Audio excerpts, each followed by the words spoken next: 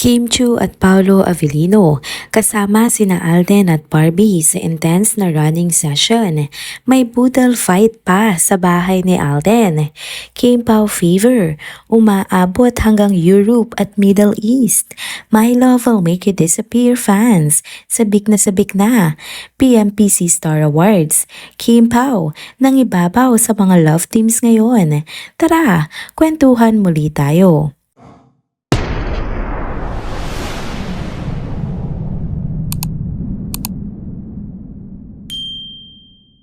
Hello mga ka-trenders! Welcome back muli sa ating channel. Kung bago pa lamang kayo dito, huwag nang kalimutang mag-like, mag-subscribe at i-hit na rin ang bell notification para lagi kayong updated sa mga balitang trending at napapanahon. Hello again mga ka-trenders! Andito na naman tayo para sa isa na namang masayang kwentuhan patungkol sa ating paboritong topic, ang tambalang Kim Chiu at Paolo Avellino. Alam kong excited na kayong lahat sa latest update kaya wag na nating patagalin pa ito. So ito na nga, muling namataan sina Kim at Paolo sa kanilang weekend habit, ang running sessions kasama ang kanilang Metcon family sa New Valley. Pero ang mas nakakagulat dito, hindi lang silang dalawa ang spotted, kasama rin nila ang kapuso stars na sina Alden Richards at Barbie Forteza. Aba, bigatin ang tropa ngayon ha. Sa mga lumabas nga na pictures, makikita na magkakatabi ang apat habang enjoy na enjoy sa kanilang bonding. Kitang-kita na seryoso sila sa kanilang fitness goals. Pero at the same time, ramdam mo rin na chill at masaya lang sila sa pagsasama. At syempre, after ng matinding pagtakbo, diretso naman sila sa isang masarap na boodle fight. At ito na nga lumabas ang isang nakakagulat na detalye. Sa bahay pala mismo ni Alden Richards naganap ang kainan. Napaka-generous naman talaga ng pambansang bae ha. Imagine, after ng workout, hindi lang pampalakas ng katawan ang nakuha nila, kundi pampabusog din. Talagang solid ang samahan nila, hindi lang pang workout, kundi pang food trip din. Nakakatuwa rin makita ang apat na ito na nag-e-enjoy sa labas ng kanilang busy schedule sa show business. Alam naman natin kung gaano nga ka-stressful ang trabaho nila, kaya ang ganitong klaseng bonding, fitness plus good food perfect para sa kanila. Kumbaga healthy na, happy pa. Isa pa nga sa mga kinatuwa ng fans ay ang pagsasama ni na Barbie at Kim. Kung matatandaan, naging maingay kamakailan ang issue patungkol sa di umano'y pag-stalk ni Jack Roberto kay Kim, na ex naman ni Barbie. Pero heto sila ngayon, chill lang at walang issue. Ibig sabihin, walang epekto sa kanila ang mga fake news na kumakalat. Ganoon din naman sina Paolo at Alden na minsan na ring na-issue at nasangkot sa mga haka-haka noon. Kaya naman itong linggo, napatunayan ng apat na all is well sa pagitan nila. No drama, no issue, puro good vibes lang. At syempre, para sa atin, dagdag kilig at excitement na naman ito, lalo na sa mga Kim Pao fans na laging nakaabang sa kanilang bawat galaw. Ano kaya ang susunod nilang bonding activity? Abangan natin yan. Next topic naman tayo mga ka-trenders, Kim Pao fever, abot hanggang Europe at Middle East. Fans, todo abang sa My Love Will Make You Disappear. Sunod-sunod na nga mga exciting na balita para sa Kim Pao fans sa iba't ibang panig ng mundo. Hindi pa nga napapalabas ang My Love Will Make You Disappear sa international screenings, pero ang hype, grabe na. Unahin na natin ang Dubai. Aba, ngayon pa lang dagsana ang Pinoy fans na bumibili ng tickets para sa pelikula ni na Kim Chiu at Paolo Avellino na ipapalabas nga roon sa March 27. Imagine, excited na silang makita ang pelikula kahit wala pa roon ang Kim Pao mismo. Pero heto na nga ang dilema, mas gusto pala ng iba na hintayin ang pagdating ng dalawa sa Dubai bago panoorin ang movie. Bakit nga naman hindi, 'di ba? Sa April 12 at 13 kasi may special screening at fan meet ang Kim Pao.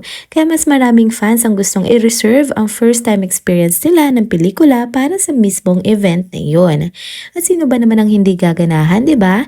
Hindi lang basta panunood ng sine ang ganap sa fan meet, kundi may Q&A session pa, may photo ops, at syempre, ang priceless na pagkakataon na makasama at makita mismo sina Kim at Paolo. Kaya ngayon, marami sa mga Pinoy sa Dubai ang hindi lang isang araw ang kinukuha, kundi 2 araw na agad para masulit ang King Pao experience. Ang problema nga lang, sa mga oras na ito, wala pang available na tickets para sa April 12 at 13. Kaya ang tanong ng mga fans, kailan nga daw ba maglalabas ng tickets? Baka daw sila ay maubusan agad. Kung ganito nga kaaga nagkakaubos ang tickets sa ibang bansa, baka ganun din daw ang mangyari doon. Kaya naman todo abang at alerto ang lahat sa mga updates. Samantala, hindi rin magpapahuli ang mga Pinoy sa Europe. Confirmed na sa March 29 ay magsisimulang ipalabas nga ang My Love Will Make You Disappear sa iba't ibang bansa sa Europe. At masaya nga ang mga fans na malaman ito dahil matagal na nga nilang hinihiling din ito. Ilan sa mga bansang unang magkakaroon ng screening ay ang London, Austria, Finland, France, Greece, Ireland, Italy at Malta. Kung excited na nga mga fans sa Dubai, mas matindi rin ang saya ng mga King Pao supporters sa Europe. May mga ilan pang ang fans na nagre-request na magkaroon din ng screening sa Spain, mga nagtatanong kung kailan daw pwedeng kumuha ng tickets sa Italy, tapos meron ding mga fans na nag-express ng kanilang saloobin na kahit daw saan ipalabas sa Europe, pupuntahan daw nila at yayayain pa daw nila mga kamag-anak nila para mapanood ang movie sa United Kingdom. So grabe talaga no, ibang level talaga ang suporta ng King Pao fandom. Hindi lang ito simpleng movie screening, isa rin itong malaking selebrasyon para sa mga solid supporters ni na Kim at Paolo sa buong mundo. Sa tindi nga ng demand, mukhang hindi lang ito basta simpleng international screening, kundi isang global King Pao phenomenon. Kaya sa mga fans dyan, ready na ba kayo?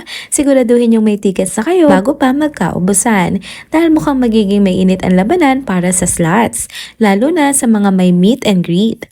Ang tanong, makakapag-extend pa kaya ng schedule sina Kim at Paolo sa dami ng gustong makasama sila?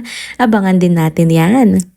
Last topic naman tayo mga ka-chenders, hindi pa rin nga tapos ang usap-usapan patungkol sa 38th Philippine Movie Press Club or PMPC Star Awards for Television na ginanap nga din noong linggo sa Dolphy Theater ng ABS-CBN. Bukod sa mga star-studded na attendees at bigating winners, hindi rin nawala mga nakakagulat at intriguing moments sa gabing iyon. Bago pa nga ang mismong awards nights, inilabas na ng PMPC ang partial list ng winners. Kaya naman may idea na mga fans kung sino nga ang tatanghaling panalo. Isa sa mga pinakamalaking nanalo ay ang FPJs Batang Quiapo bilang Best Primetime TV Series. Ang Best Single Performance by an Actor at Actress naman ay napunta kina Paulo Contis at Gladys Reyes. Pero syempre, may 7 pang major categories na in-announce sa mismong event. Sa mga itinanghal na panalo, todo saya ang naramdaman ng mga supporters ni Kim Chiu nang tinanghal nga siya bilang Best Drama Actress para sa Linlang. Sabay naman niyang nagwagi Piolo Pascual bilang Best Drama Actor para sa Pamilya Sagrado. Sa Best Supporting Drama Actors naman, si Janine Gutierrez ang nagwagi para sa Lavender Fields. Habang sa Best Supporting Drama Actor, 2 ang nanalo. Arnold Reyes ng My Guardian Alien at Dennis Trillo ng Pulang Araw. Sa hosting categories naman, walang kupas ang Eat Bulaga host na si Bossing Big Soto na nanalo bilang Best Male TV Host. Habang si Ann Curtis naman ang nagwaging Best Female TV Host para sa It's Showtime. Isa sa mga pinaka-aabangang moment nga sa gabing iyon ay ang pagbibigay nga ng Herman Moreno Power Tandem of the Year, kung saan co-winners sina Kim Chiu at Paolo Avellino at o Kim Pao at Barbie Forteza at David Licauco or Barda. Pero ang nakakashoot, akala ng audience wala si Paolo Avellino sa event. Pero nang tawagin nga ang Kim Pao para tanggapin ang award, mag-isang umakyat sa stage si Kim. Kaya ang akala ng lahat, hindi na makakapunta si Paolo. Pero ilang segundo pa lang, biglang lumabas ito mula sa backstage at sinamahan si Kim sa harapan. Todo hiyawan naman ng mga fans pero hindi rin naiwasan ng ilang K-Bitsers na mapansin kung bakit nasa backstage si Paolo samantalang ang ibang awardees ay nasa audience area. May nag-comment pa nga na baka iniiwasan lang daw ni Paolo si Janine Gutierrez na nasa audience at personal na tumanggap din ng kanyang Best Supporting Drama Actress Award. Nakakaloka. Pero kahit may mga intrigang ganito, walang awkwardness na nakita sa gabi ngayon. In fairness, todo palakpak din si Madam Janine nang tawagin ng Kim Pao sa stage at napansin pa nga ng iba na panay ang ngiti niya habang pinapanood ang acceptance speech ni na Kim at Paolo. Talagang hindi lang ito simpleng awards night, kundi isang gabi ng emosyon, pasasalamat at syempre may konting halong intriga din. Sa mga fans na gustong mapanood ang buong event, abangan ang telecast ng 38 PM PC Star Awards for TV sa April 25 sa A to Z. And there you go mga ka-trenders, dito na po muna nagtatapos ang ating isa na namang trending video update. Salamat sa inyong pagsubaybay at pagsama sa akin hanggang sa dulo ng video na ito. Pero bago kayo umalis, huwag niyo pong kalimutang mag-like, mag-comment, mag-subscribe at i-hit na rin ang bell notification para lagi kayong updated sa mga balitang trending at napapanahon. See you on my next video. Salamat!